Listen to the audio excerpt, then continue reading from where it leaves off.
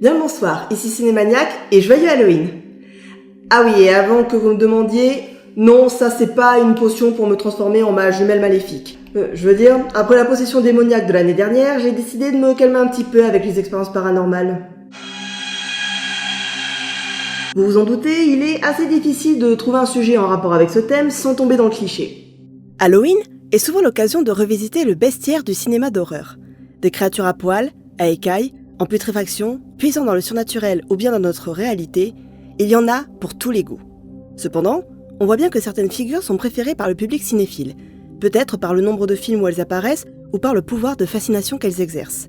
On peut également noter que la mode des remakes, qui a connu un essor dans les années 2010, semble privilégier le cinéma d'exploitation des années 70 et 80, où l'hémoglobine coule à flot et où les auteurs et autrices se sont quand même bien marrés à imaginer des mises à mort toutes plus sordides les unes que les autres.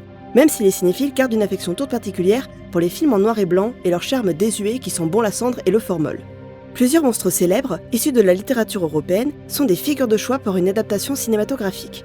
Et l'une de ces figures emblématiques est le Dr Jekyll, accompagné de son double maléfique, Edward Hyde.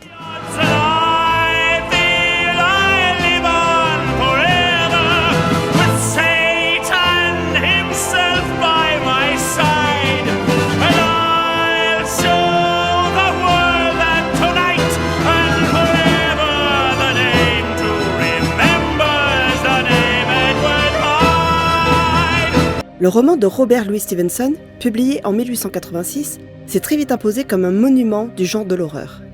Adapté dès 1920 au cinéma, l'étrange cas du Dr Jekyll et de Monsieur Hyde est sûrement l'expression la plus littérale de la dualité entre le bien et le mal qui est au cœur de la nature humaine. Fasciné par la question des personnalités multiples, ou plutôt de la multiplicité au sein d'une même personnalité, l'auteur nous raconte l'histoire des expériences menées par le Dr Jekyll qui, ayant toujours eu une part sombre et malfaisante en lui, tente de dissocier son côté bon de son côté mauvais.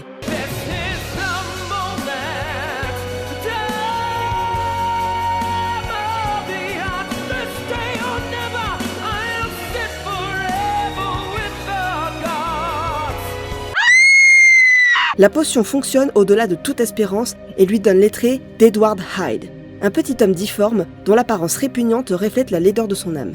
Hyde commet plusieurs crimes, dont un meurtre, ce qui finit par mettre Jekyll au pied du mur, puisqu'on a vu plusieurs fois Hyde entrer et sortir de chez lui. De plus, au lieu d'avoir besoin de la potion pour se transformer, il en a désormais besoin pour redevenir Jekyll. Poursuivi par la police à cause des actions de Hyde, ne pouvant plus maîtriser ses transformations, Jekyll prend une dernière fois l'apparence de Hyde avant de se suicider, laissant derrière lui plusieurs lettres permettant de comprendre l'étrangeté de toute cette tragique affaire. Si cette histoire exerce encore aujourd'hui un tel pouvoir de fascination, c'est par son caractère universel. Le propre de l'humain est de reconnaître le bien du mal et d'être constamment tenté par la part la plus sombre. Cette dichotomie assez manichéenne peut même être comprise par des enfants, et c'est ainsi que Jekyll et Hyde se sont retrouvés à faire un petit tour par les films destinés à la jeunesse. Dr. J? My name is Mr. Hyde! Cependant, on a eu assez d'adaptations pour nous poser la question. Qu'est-ce que cette histoire raconte ? Qu'est-ce qui fait que ce récit nous touche et nous intrigue toujours autant ?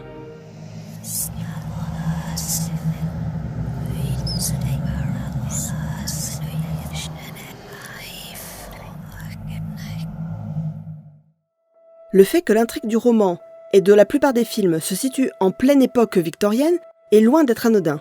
La société anglaise victorienne est reconnue pour être un exemple de rigidité en termes de hiérarchie sociale et de code de conduite, sans compter un certain puritanisme, du moins de façade, pour ce qui est des mœurs des classes privilégiées. Jekyll fait lui-même partie de la haute bourgeoisie et est ainsi soumis à des règles rigides et contraignantes. Et c'est comme ça qu'il justifie les expériences qui vont amener à la naissance de Hyde. La société l'empêche de satisfaire ses désirs, surtout ceux qui sont jugés les plus inavouables par les mœurs de l'époque.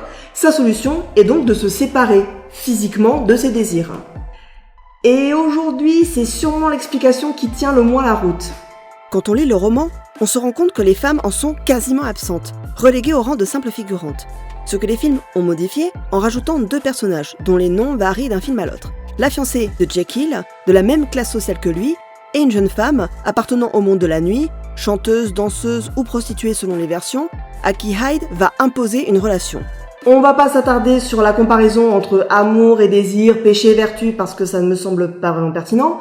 En revanche, Il était important que l'une des deux femmes appartienne à une classe sociale et à une profession que la société victorienne aurait désapprouvé. Elle incarne ainsi le mode de vie qui fait tant envie à Jekyll. Cependant, quand il est sous les traits de Hyde, il garde ses beaux vêtements d'aristocrate et utilise l'argent et la violence pour obtenir ce qu'il veut. L'argent et la violence sont des outils utilisés par les hommes, mais encore plus par ceux avec de l'influence et du pouvoir, pour soumettre les femmes à leurs désirs. C'est Jekyll qui éprouve du désir pour cette femme au début du film. Hyde devient pour lui un masque pour assouvir ses désirs sans risquer d'être jugé par la société dans laquelle il évolue, tout en conservant les avantages de son rang. S'il ne s'en prend pas à sa fiancée quand il est sous les traits de Hyde, c'est parce que cette dernière venant d'une riche famille, elle est bien plus entourée et, en quelque sorte, protégée. Elle est donc moins vulnérable que l'autre femme, rien que du fait de leur différence de rang. En fait, Jekyll veut moins se libérer du carcan de la société que de ses lois qui peuvent le tenir responsable de ses actes. Hyde n'est pas une entité à part. C'est simplement le meilleur prétexte qu'il a trouvé pour se comporter comme il le veut, sans avoir à en subir la moindre répercussion. I'm Dr. Henry Jekyll. I'm Dr. Jekyll. I did it. Et Hyde a raison.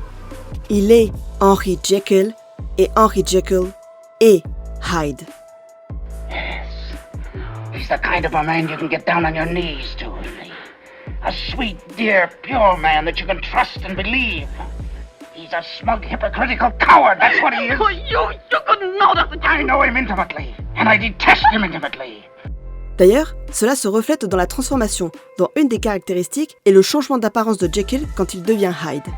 Dans le roman, Edward Hyde est un être chétif et juvénile, au visage difforme. Le cinéma, lui, use de toutes les techniques à sa disposition, que ce soit du maquillage, des prothèses ou un habillage numérique, pour donner vie à l'incarnation du double maléfique du Docteur. Les adaptations les plus récentes ont choisi une approche plus spectaculaire. Hyde prend alors l'apparence d'une créature à la Hulk, à peine humanoïde, une masse de muscles uniquement là pour être vaincu par le héros dans un combat basé sur la force physique. Pas forcément une trahison du personnage, mais peut-être pas l'approche la plus intéressante non plus. La momie de 2017 fait quand même l'effort de se détacher un petit peu de cette tendance en donnant la même apparence à Jekyll et à Hyde, donnant ainsi à la transformation un aspect de possession. Et ça nous amène à la grosse question. On sait que Hyde est la part la plus sombre de Jekyll. Mais de quelle part sombre parle-t-on exactement ? Cette question nous conduit à nous pencher sur les deux versions considérées comme des sortes de références parmi toutes celles qui existent, celle de 1931 et celle de 1941. Les deux acteurs incarnant Jekyll et Hyde dans ces films, Frederick March et Spencer Tracy, ont des approches bien différentes du rôle.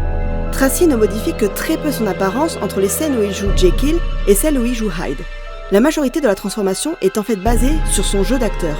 C'est certainement la version qui se rapproche le plus de la question du dédoublement de la personnalité. Et le fait qu'il garde un visage humain n'est pas un choix innocent. Hyde est bien humain, seulement une matérialisation de ses traits les plus sombres. En revanche, quand March prend les traits de Hyde, son apparence devient presque animale, très simiesque.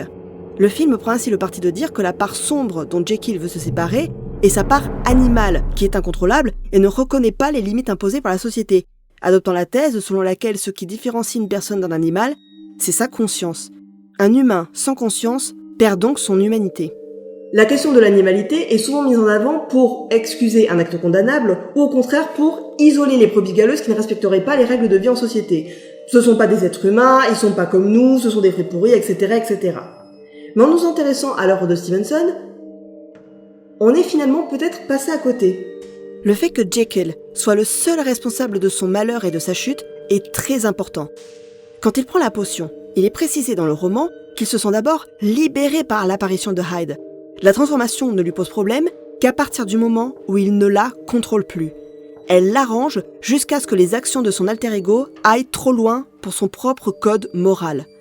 Hyde devient alors un prétexte pour tenter d'échapper aux responsabilités de ses actes. Une version de 1971, Dr. Jekyll et Sister Hyde faisait paraître Hyde non pas sous les traits d'un être difforme, mais sous ceux d'une jeune femme qui se mettait immédiatement à aller en tuer d'autres. Et ce film est sûrement le meilleur exemple de ce qu'il ne faut pas faire avec une histoire comme celle de Dr. Jekyll et Mr. Hyde. Déjà que le propos du film, en faisant de Hyde une femme, est incompréhensible, ou bien ça veut dire que Jekyll est en fait une femme transgenre et à part la manif pour tous, je vois pas à qui ça peut faire peur. Ou alors, ça veut dire que la part sombre de l'homme, c'est une femme qui est immédiatement obsédée par sa beauté et qui va aller éliminer les autres femmes par qui elles se sont menacées. Et c'est tout aussi pourri. De toute façon, une histoire comme Dr. Jekyll et Mr. Hyde fonctionne beaucoup mieux quand les deux personnages partagent les mêmes caractéristiques. Et elle fonctionne encore plus quand le personnage est un homme. Jekyll, ses réactions et sa descente aux enfers nous semblent étonnamment familiers. On a tous entendu un équivalent de la phrase « Boys will be boys » pour justifier un acte violent chez un homme. C'est dans leur nature, c'est normal, c'est ça être un homme, etc., etc. Ceci est en fait une excuse pour éviter de reconnaître qu'un homme qui choisit de ne pas respecter les règles, ne pas frapper, ne pas violer, tout simplement ne pas faire du mal aux autres, même avec l'influence de l'environnement, le fait la plupart du temps en étant parfaitement conscient de ses actes. Il pense simplement pouvoir échapper aux conséquences. Il arrive bien sûr qu'une manipulation psychologique ou un environnement particulièrement malsain renverse le système de valeurs de l'individu en le plaçant en opposition avec ce que la société et la morale attendent de lui. Dans ce cas, on parle de victime, ce que n'est pas Henry Jekyll, ce que ne sont pas la plupart des personnes faisant preuve de violence plus ou moins forte. Beaucoup avancent l'usage de l'alcool, de drogue ou la présence d'un trouble mental pour expliquer la violence chez quelqu'un. Mais utiliser notre place sur le spectre du bien ou du mal pour définir notre humanité n'est pas réaliste. La race humaine est aussi spectaculaire dans sa bonté que dans son plaisir de détruire. Jekyll utilise en réalité Hyde comme un masque pour assouvir ses désirs, même les plus malsains. Et beaucoup d'entre nous n'ont pas besoin d'une potion pour passer de Jekyll à Hyde. Parce que pour beaucoup d'entre nous, c'est Jekyll, le masque qui protège Hyde. Et c'est certainement ce qu'il y a de plus terrifiant dans cette histoire. Ce que Stevenson a implanté dans nos esprits à travers son roman. Que chacun d'entre nous abrite un Edward Hyde en lui ou en elle et que ce dernier peut ressurgir. À tout moment. Hyde met en pleine lumière ce que nous avons de plus sale et de plus mauvais en nos âmes.